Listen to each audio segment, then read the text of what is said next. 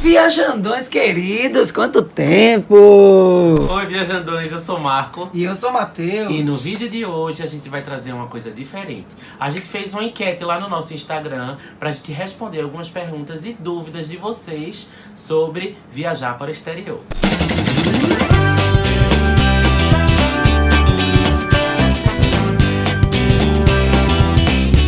E se você não segue a gente ainda no Instagram, está perdendo seu tempo, porque está aqui abaixo o link, é só clicar lá, seguir e acompanhar nossas dicas e nossas viagens por aí afora, ok? Então, embarque nessa com a gente, vamos lá!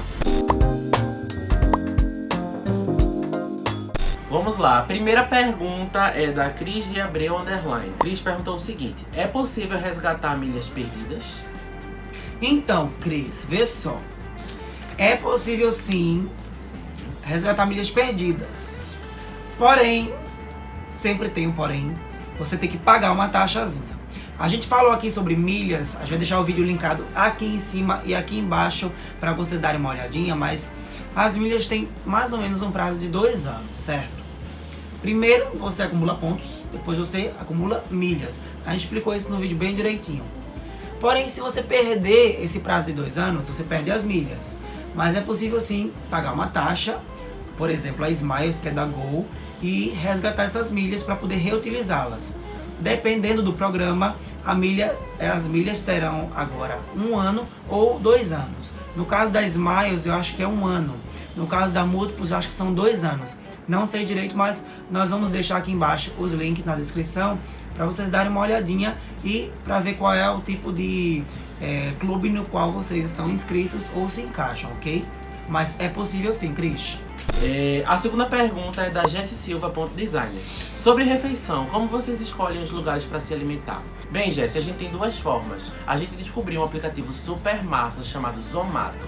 Nele, a gente descobre o preço das refeições, descobre a distância, descobre onde fica e o preço médio de uma refeição de um restaurante que você deseja visitar. A gente vai deixar aqui o link na descrição. Se você quiser dar uma olhadinha, é só simular. Por exemplo, você está planejando ir ao Chile, Santiago mais precisamente. A gente inclusive também tem vídeo lá no canal sobre Santiago, uma série completa.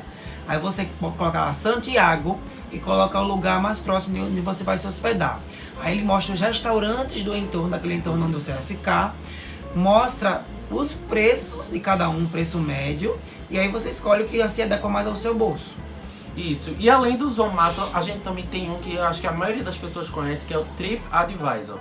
O TripAdvisor também tem fotos, tem os cardápios dos restaurantes que os consumidores normalmente tiram e colocam lá como se fosse uma rede social mesmo. Aí a gente, normalmente, quando a gente viaja, a gente se baseia por esses 2 aplicativos, né? Que é o Zomato e o TripAdvisor. Eles são bem eficientes, inclusive os 2 mostram, né, Marco, as estrelas dos restaurantes. Então você sabe se um restaurante é legal ou não, se você olha lá as estrelinhas e a nota que cada um tem. Geralmente, os restaurantes que têm a nota mais elevada são realmente muito bons, mas geralmente muito caros. Então você vai ter que ver aí o que é que se adequa ao seu orçamento na viagem, ok? E assim também, Jessi, se você não quiser comer em restaurante todas as refeições, né, Marco? Manhã, tarde e noite, você pode optar também por se hospedar no Airbnb, que é um site no qual pessoas disponibilizam seus apartamentos ou quartos para as pessoas se hospedarem, compra comida no supermercado, cozinha em casa, sai muito mais barato. A gente também fez um vídeo ensinando você a planejar melhor sua viagem, o link está aqui embaixo, e você lá é só olhar e se inspirar e não gastar tanto com a alimentação. Viajandões, antes da terceira pergunta, vocês já se inscreveram aqui no canal? Eu acho que não. Também acho. Porque eu tô vendo gente que tá assistindo, mas que não é inscrita. Então faz o seguinte, se inscreve, gente. É tão fácil, a gente também tem redes sociais. Os links estão todos aqui embaixo na descrição. Nem precisa ter trabalho, é só olhar o link, clicou, se inscreveu, pronto. E vocês vão receber dicas de viagem toda semana, porque a gente coloca 3 vídeos por semana aqui, então acompanha a gente aqui e nas nossas redes sociais também, ok? A terceira pergunta é da Larissa Santos 919. É fácil conseguir tirar passaporte? Então, Larissa, é muito fácil. É só você entrar no site da Polícia Federal do seu estado. No caso, nós somos de Recife, então a gente entraria no site da Polícia Federal aqui de Pernambuco. Você entra no site, emite a GRU, que é uma taxa, né, que você paga aos órgãos públicos, de R$ 257,25. Depois de pagar esse boleto, o sistema vai compensar o seu pagamento. Quando o sistema compensar o seu pagamento, você vai entrar numa lista de espera que a Polícia Federal vai disponibilizar. Então eles vão marcar o dia de você ir até lá. No caso, aqui no aeroporto, na vez que a gente tirou, que faz um tempo já, a gente foi até lá, foi super tranquilo, a gente só teve que esperar um pouquinho lá. Recolheram a digital da gente, tiraram foto da gente e pronto. Depois marcaram a data pra gente pegar o passaporte. É super simples, não é nada demais. Que é diferente de visto, que aí o buraco é mais embaixo. A próxima pergunta é da Tainá Cruz. Como fazer com a questão do visto e do passaporte? Bem, Tainá, é o seguinte. Há alguns países no mundo que precisam sim de visto, mesmo que você só vá passar, sei lá, 1 dia, 2 dias naquele país, como é o caso dos Estados Unidos. No caso dos Estados Unidos, as coisas são um pouquinho mais complicadas, como eu disse anteriormente. Então, assim, visto é uma coisa mais complicada que passaporte. Passaporte vocês viram super fácil, ok.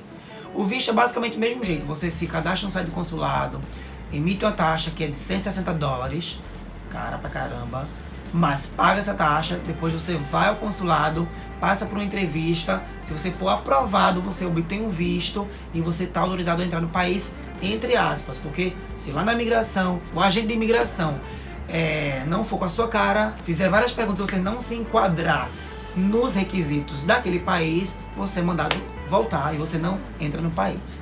Mas, como é que funciona essa questão do visto? Como eu disse, você paga a taxa, vai para o consulado, eles fazem as perguntinhas e dependendo se você tiver com tudo ok, na documentação você é aprovado. Outros países exigem visto somente no aeroporto, ou seja, você desembarca ainda sem o visto, você faz o visto lá mesmo, paga uma taxa e pronto, eles fazem uma entrevista rápida e você é liberado para imigrar no país. A gente vai colocar aqui embaixo a listagem dos países que você precisa para entrar neles de visto, certo? Isso. Dentre eles, Estados Unidos, Canadá, Japão, há vários, mas sempre obedecendo aqueles critérios. Você tem que sair daqui do Brasil já com o visto para alguns, como nos Estados Unidos, e nos outros você somente precisa de visto quando desembarcar no aeroporto, ok? A Tainá também fez outra pergunta. A gente precisa ter visto para ficar nos países quando temos uma escala no voo? Sim. Dependendo do país, sim. Por exemplo, os Estados Unidos ele precisa de um visto de trânsito. Ou seja, você deve sim fazer todo esse processo que a gente acabou de falar, de ir no consulado, de você marcar para poder fazer a entrevista. Ou seja, mesmo que seja uma conexão, por exemplo, você vai para os Estados Unidos e depois dos Estados Unidos vai para Bahamas, você precisa ter sim um visto de trânsito. Ou seja, o visto normal. Isso também vale salientar, né, Marco? A diferença entre conexão e escala. Na escala, você permanece dentro do avião, você não desce. Na conexão, você desce, desembarca e embarca novamente em outra aeronave. Nos Estados Unidos, você precisa de visto para esses dois quesitos, tanto para escala quanto para conexão, ok? Em outros países, não, você não precisa. No Canadá, por exemplo, precisa também para as duas situações. E engraçado que tem muita gente, por exemplo, que vai pro Canadá, mas tem uma parada nos Estados Unidos. Isso. E o Canadá também é um país que tem o seu visto. Ele meio que obedece as mesmas regras dos Estados Unidos, né? Dos Estados Eles Unidos. andam parceiros lado a lado. Aí no caso são 2 vistos, né? Você tem que tirar o visto americano e depois o visto canadense. O visto canadense é o ETA, um visto eletrônico, ETA, que você tira depois de ter tirado o visto americano, ou seja, realmente é uma parceria entre eles dois. Porém, você também tem a opção de tirar o visto somente canadense, porque existem também voos diretos do Brasil para o Canadá, então não precisa passar pelos Estados Unidos. Mas, se a conexão for nos Estados Unidos, visto americano também. Vanessa Nayara perguntou: quais os destinos mais em conta? Bem, a gente fez alguns posts no nosso Instagram e no nosso blog de quais seriam os destinos mais em conta para viajar nas férias, por exemplo. E um deles que a gente indica muito é a Argentina, né, Matheus? Argentina. Assim, Vanessa, a sua pergunta deixa um pouquinho de dúvida na gente. Por quê? Porque destino em conta, qualquer destino pode ser em conta. Depende muito de quem está viajando. Por isso que aqui no canal a gente investe muito nisso, de dizer que viajar pode ser muito barato, só depende de você. Depende do que você vai comer, depende do dinheiro que você vai gastar lá fora, depende onde você vai se hospedar, enfim. Mas a Argentina, durante o ano todo, realmente ainda continua sendo um destino bem em conta. Primeiro, por causa da moeda. a moeda deles em relação ao real, nossa, é desvalorizada. Imagina só, o real já é desvalorizado, né, Marco? E a moeda da Argentina, que é o peso argentino, é mais desvalorizada ainda. Então, tudo lá é muito baratinho pra gente que é brasileiro. Então, a Argentina, durante o ano todo, é uma coisa na qual a gente pode apostar. A próxima pergunta é da Sandra Lopes 1304. O que eu posso trazer de comprinhas? Bem, com relação às nossas experiências, a gente já trouxe, sim, chocolates, roupas... O que mais, Matheus? Sapato. Numa boa, Sandra, assim, o que você vai trazer é tranquilo. O que você vai levar também é tranquilo. Só se atenta a algumas coisas. Por exemplo, para canto nenhum do mundo, você pode transportar na bagagem de mão, cortante, perfurante. Por exemplo, faca, alicate, tesoura de unha, tesourinha de, sei lá, cortar papel. Tudo que for cortante, perfurante, corrosivo, alimentos perecíveis. Alguns destinos também implicam com isso, lá no raio-x. Mas assim, no geral, você pode trazer tudo, desde que você tenha bom senso. Isso, e também tem que ter cuidado com a mala, né? Por exemplo, para não haver excesso de bagagem. Exato, porque excesso lá fora do país é muito caro. Então, traga presentinhos, mas com cautela.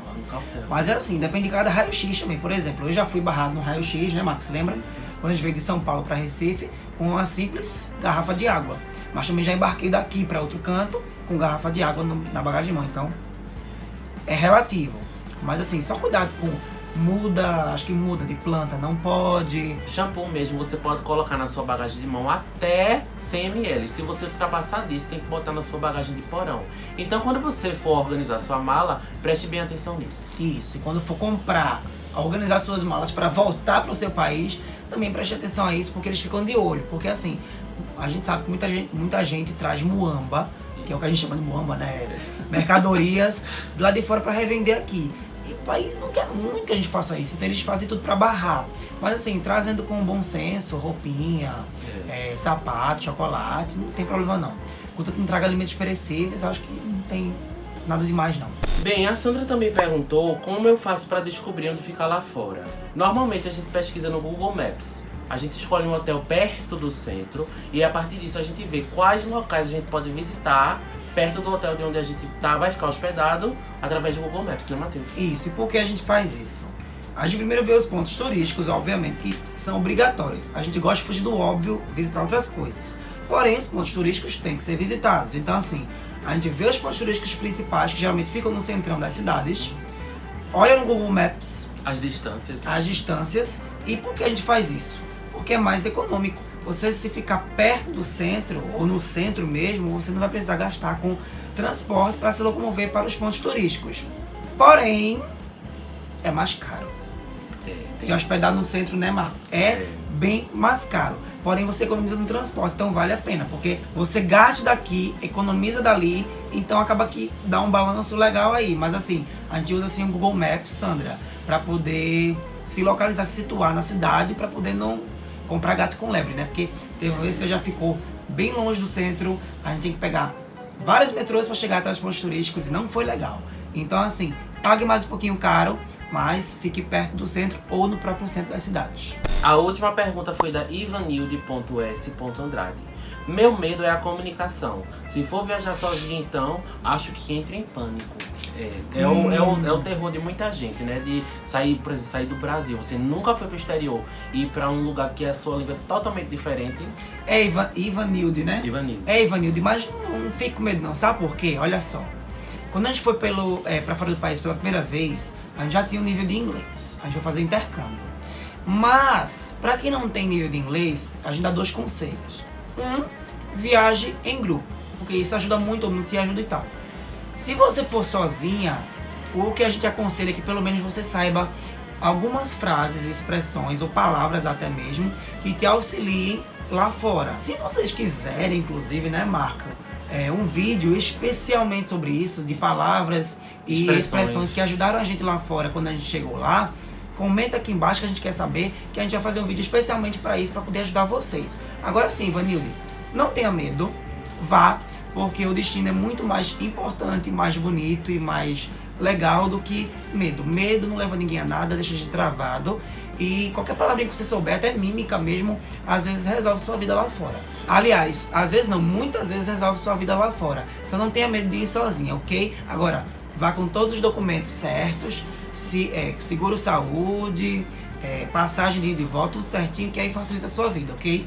Viajandões, a gente espera que vocês tenham gostado desse conteúdo. Comenta aqui embaixo se você chegou até aqui com a hashtag Agora Vou Pro Exterior. Que assim a gente sabe que vocês chegaram até essa parte do vídeo. Clica no joinha aqui embaixo, se inscreve no canal, compartilha esse vídeo com todo mundo e até a próxima, viajandões! Tchau!